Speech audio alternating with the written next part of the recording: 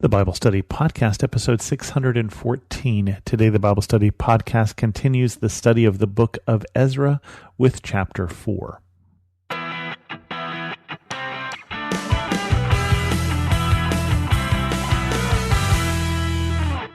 Welcome to the Bible Study Podcast. I'm your host, Chris Christensen.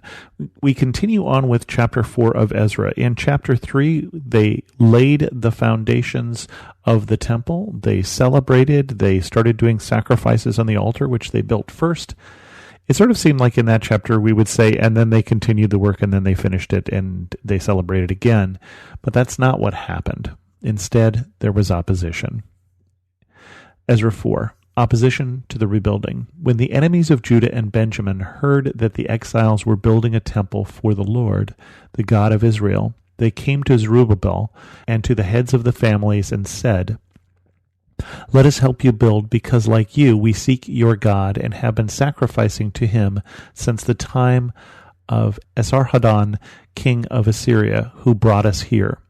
But Zerubbabel, Joshua, and the rest of the heads of the families of Israel answered, "You have no part with us in building a temple to our God. We alone will build it for the Lord, the God of Israel, as King Cyrus, the king of Persia, commanded us." Then the peoples around them set out to discourage the people of Judah and make them afraid to go on building. They bribed officials to work against them and frustrate their plans during the entire reign of Cyrus, king of Persia, and down to the reign of Darius, king of Persia. So there is opposition, and there's opposition from this people that don't introduce themselves. So let's introduce them. Remember that the other tribes of Israel are gone. They've been carried off into captivity and dispersed by the Assyrians throughout their region, and they ceased to exist as a people. And the land that they were in was empty, and so the Assyrians brought people into the land. And we learned in 2 Kings that the people had problems in the land, and so they thought it was because they weren't worshiping the local gods, and so they sent for priests to come and teach them the ways. And these are the beginnings of the Samaritan people and the beginning of the enmity between the Samaritans and the Israelites, or the people of Judah and Benjamin. Because they come back, and it says they come and say, "Let us help." Now, of course, they've also been introduced already as the enemies. And so we don't know if this is an honest answer, because we'll see again in the next book we're going to study, Nehemiah, that they make an offer that is not honest. Or if they become the enemies because of this. But we know that the people of Israel say, "No, this is ours to do." Basically, we've been chosen by God to do this work, and we've been appointed by the king to do this work. And so these people are now in opposition to, whether they were before or not, and they do what people do in those days and somewhat in these days today. They bribe officials to frustrate them, to work against them. So the work on the temple slows down during this time period. And then there's further opposition, later opposition under Xerxes and Artaxerxes. At the beginning of the reign of Xerxes, they lodged an accusation against the people of Judah and Jerusalem. And in the days of Artaxerxes, king of Persia, Bishlam, Mithridath, Tabeel, and the rest of his associates wrote a letter to Artaxerxes. The letter was written in Aramaic script and in the Aramaic language. Rehum, the commanding officer, and Shimshai, the secretary, wrote a letter against Jerusalem to Artaxerxes, the king, as follows.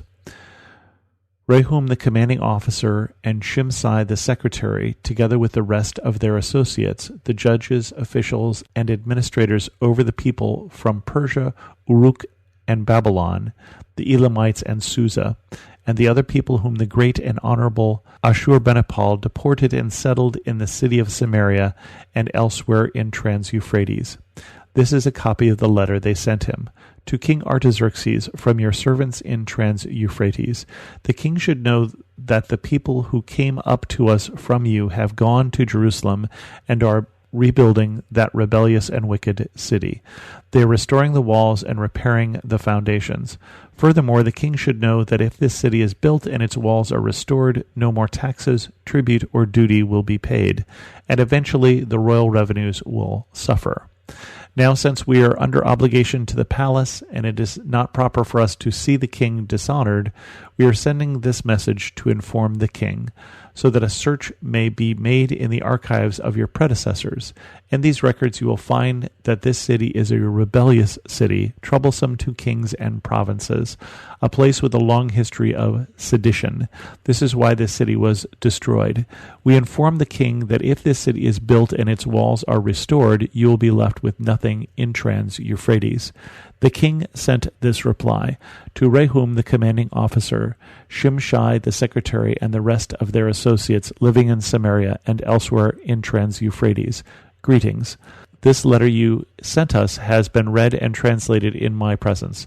I issued an order and a search be made, and it was found that this city has a long history of revolt against kings and has been a place of rebellion and sedition. Jerusalem has had powerful kings ruling over the whole of Trans-Euphrates, and taxes, tribute, and duty were paid to them. Now issue an order to these men to stop work, so that this city will not be rebuilt until I so order. Be careful not to neglect this matter. Why let this threat grow to the detriment of the royal interests? As soon as the copy of this letter to King Artaxerxes was read to Rehum and Shimshai, the secretary, and their associates, they went immediately to the Jews in Jerusalem and compelled them by force to stop. Thus the work on the house of God in Jerusalem came to a standstill until the 2nd year of the reign of Darius, king of Persia. I should say Darius is also pronounced Darius. I'm going to try and be consistent this time, at least pick one pronunciation. And so they stop the work. They send this letter. This is the people, again, from the Trans-Euphrates, the people who are on this side of the Euphrates River, the western side. Most of the Persian Empire is on the eastern side. The Persian Empire at this point extends into modern Pakistan and India, as I understand. And the Persian Empire is interesting because it's the first of these great empires, and great in terms of size, not great necessarily in terms of how they're doing, although they had a fairly good reputation for how they treated the people in their empire. They didn't try and impose their own language or their own religion. They put local people in charge and generally did a good job of administrating things. The Persian Empire doesn't exist for all that long. It comes up at the rise of Babylon, which we read about in Kings. Babylon comes up. We get a few powerful leaders. They conquer things like Egypt. They take the people of Israel off into captivity, and then they are in turn conquered by the Persians. And the Persians will in turn be conquered by Alexander the Great. That will happen in the intertestamental period. But the seeds of that have already been sown in the time period of the letter that we're reading. During the time period of Darius I, who is Xerxes' father, Persia invaded Greece and was defeated at the Battle of Marathon.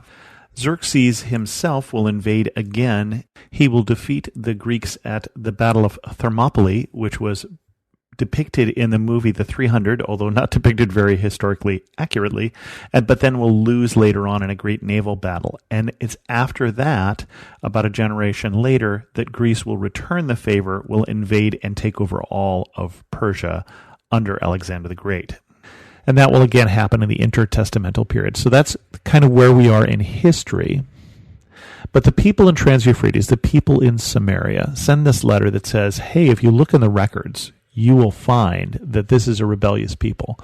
They rebelled against the Babylonians. They rebelled when they were under the Egyptians. You will find that this isn't a people that you want to be rebuilding this city. Now, there are extensive records in the archives, and so what they didn't do is cross-reference Jerusalem for all other references to Jerusalem, because that would be hard to do in those days. You couldn't just do a Google search. So what they didn't tell them is, oh, by the way, if you also look in the records, you will find that King Cyrus sent them to rebuild the temple, and that is what they're doing. So they didn't look for that. So they didn't find that. Instead, they did find, oh, sure enough, these people are a rebellious people. These people are not to be trusted.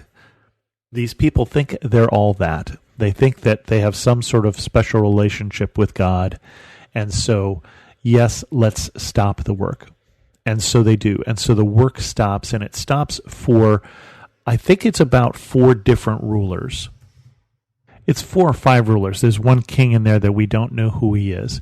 And already time has passed because they're sent back by Cyrus the Great, and he stops being king in 530 BC, and Xerxes doesn't become king until 485. And so by this time, it's already been 50 years that they've been in progress, and that the progress is going pretty darn slow to begin with. And it's already been 4 different rulers, and that's why no one has remembered that original proclamation.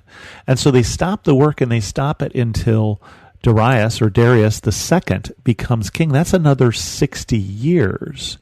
And so this whole process of rebuilding the temple, we started with that great big celebration, but it's going to take over 100 years. And it's not going to be a constant process. But it is still what God intends. And so even with the starts and the stops, and even with the slow progress, it's going to be done. And with that, we're going to end this episode of the Bible Study Podcast. If you have any questions, send an email to host@thebiblestudypodcast.com, or better yet, leave a comment on this episode at thebiblestudypodcast.com. And thanks so much for listening.